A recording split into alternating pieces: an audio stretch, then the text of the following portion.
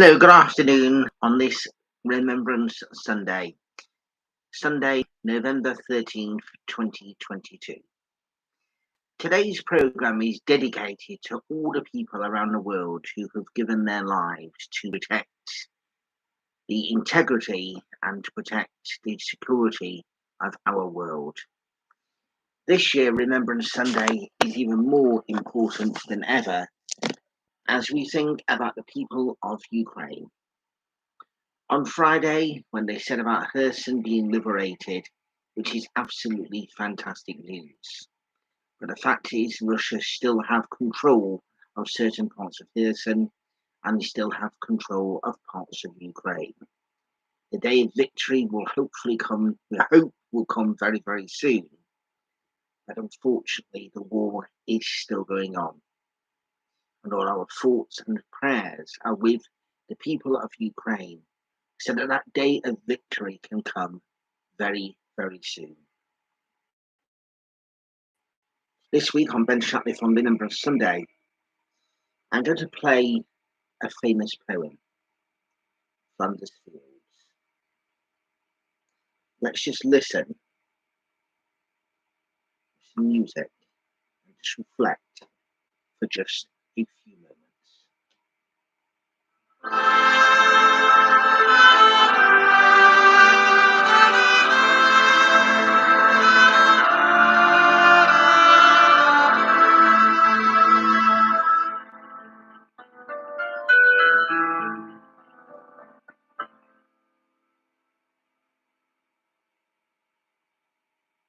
In Flanders fields the poppies blow between the crosses, row on row, that mark our place, and in the sky the larks still bravely singing fly, scarce heard amid the guns below.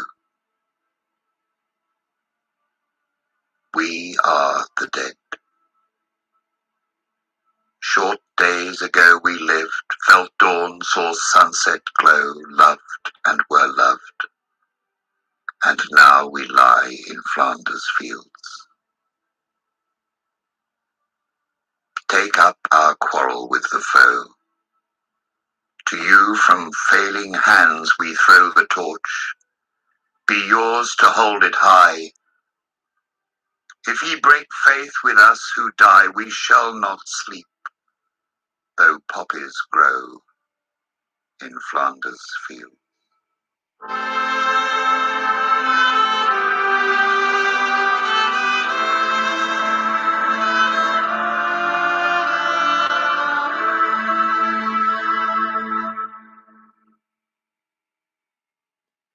Flanders Fields by John McCrae was written in May 2015.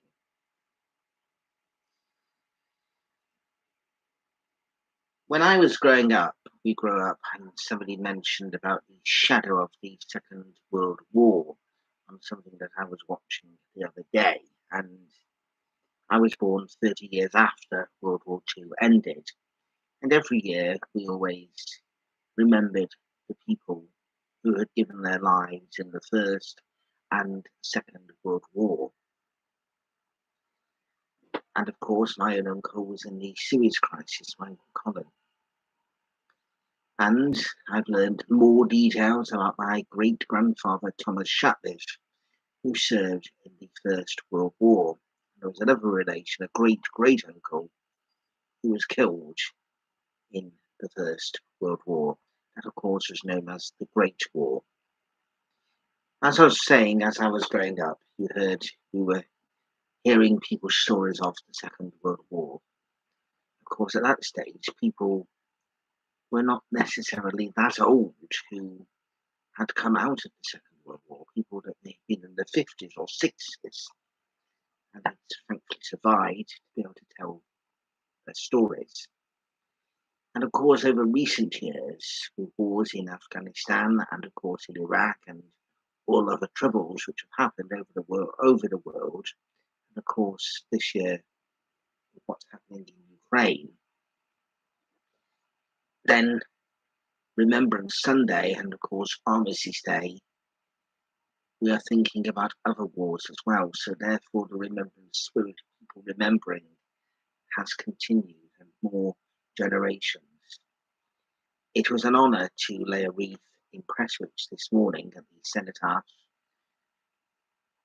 and I put on there a message about our hearts and prayers are with the people of Ukraine as well as the victims of all wars, and I put on a picture of the Ukraine flag as well as a poppy.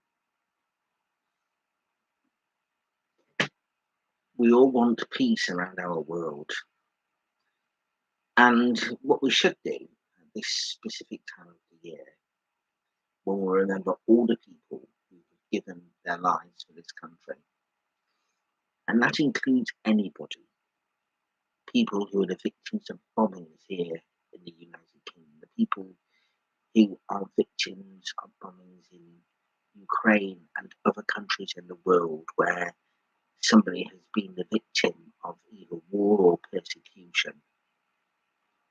Everybody is a hero. But the problem is people shouldn't have to be heroes because there shouldn't be conflict.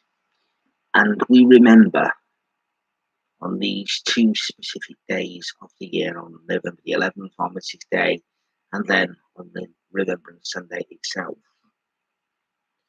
But what we should also be doing is striving together to work for peace and goodwill across the entire world. There are enough ordinary, genuine people on God's earth to bring peace and goodwill to all, that can overthrow these politicians who want to create problems and want to create disharmony across the world. It is wonderful to have democracy, but let's not have toxic democracy, because it's toxic democracy that can, of course, bring a war. This year, out of most years of recent time, we have been close to a major conflict around the world. And all our thoughts and prayers, like I've said many, many times, are with the people of Ukraine. And let's hope that by, and I'm not going to say, well, I will say by remembrance of next year, but we want it to be sooner, that there is complete peace and stability for Ukraine. And let's hope as well that other countries in the world where there is problems going on, war, conflict, that comes to an end.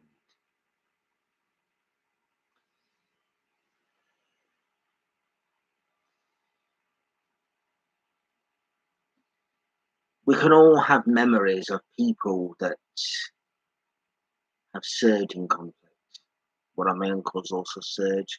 My uncle Ron served in the First World War. And my great uncle Frank served in the Second World War. But very tragically, he was captured at Dunkirk. And was held in the Czech Republic in a prisoner of war camp. And as well as being a prisoner of war, he saw at first hand the atrocities committed by the Nazis in the Nazi death camps, the concentration camps, and felt helpless that he was not able to do something himself to be able to try and help. My grandfather on my mother's side, Ronald Lee Sr., he served in the Battle of the Atlantic during the Second World War, and my grandfather, John Shatliff, he was a fire watcher in Manchester, so saw everything that was going on from the Manchester Blitz and all other things that were going on. And 2 years ago, when it was the 80th anniversary of the Manchester Blitz, I thought to myself how my grandparents, John and Teresa, and some of my elder uncles, and of course my late Auntie Teresa, would at that stage have been I was going to work when I worked at the time in Victoria Station. I was thinking, this is 6:30 in the morning. 80 years ago, they could just be coming out of the air raid shelters, not knowing what was going on.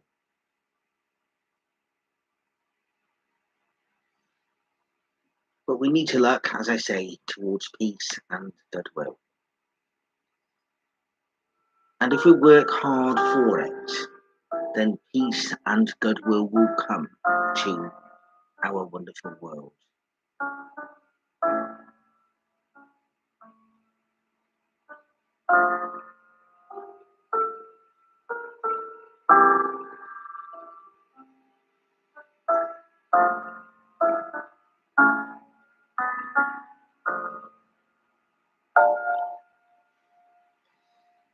The tie I wear today, you will have seen me wearing this during the morning period for Her Majesty the Queen.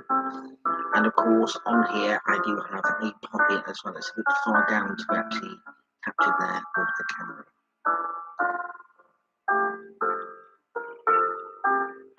Let us pray in our world today for peace, goodwill, tranquility, and hope for each and every one of us. In the name of the Father, and the Son, and the Holy Spirit.